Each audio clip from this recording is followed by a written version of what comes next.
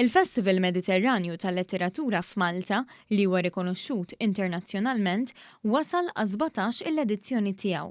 Dan il-festival li se jiftaħ fis-26 ta' Wissu u se jsir fil-Forti San Termu jagħti importanza kbira lil-letteratura u joffri pjattaforma lil ħafna awturi biex jibdew jistabbilixxu ruhom fil-qasam kulturali. Il-Festival Mediterranju tal-Letteratura ta' Malta huwa organizzat minn Inizjament, organizzazzjoni kulturali mediterranja li tfittex li ġeddet l-espressjoni artistika f'Malta. Il-festival huwa karatterizzat mill-parteċipazzjoni ta' awturi u kittieba minn pajjiżi differenti. F'kull lejla 4 awturi mistiedna se jaqraw ix-xogħlijiet tagħhom flimkien ma' traduzzjonijiet. Il-letteratura se tkun imżewqa mal-mużika ta' bands mistiedna u mużiċisti residenti.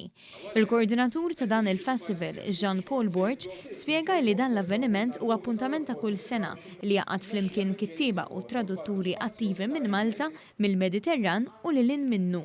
Il-letteratura hija dak li jiċċelebra il-festival u issa il-festival għaliex jiċċelebra l-letteratura. Il-festival jiċċelebra l-letteratura għax il-letteratura hija d-dokumentazzjoni tal-ħajja ta' dak li qed ngħaddu minnu u li forsi li tagħti xi ħaġa żejda lill-letteratura lilna apparti li tħallina nikbru naħseb ittina l-perspettiva ta' nies differenti, f'dal każ ħajkonna nies minn pajjiżi differenti, nies li b'esperjenzi differenti. Dan il-festival qed isir bl-appoġġ tal-Kunsill Malti għall-Arti.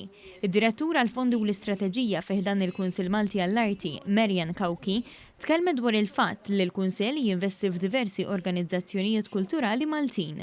Dawn ikunu investimenti multianwali ġifieri li jaqgħu fuq diversi snin biex dak li ikun jista' jkollu iktar saħħa matul is-snin u jista' jikber. Il-festival qed jikkollabora wkoll mal-Creative Europe Desk Malta, mal-Kunsill Nazzjonali tal-Ktieb, ma' Heritage Malta u mal-Literature Across Frontiers.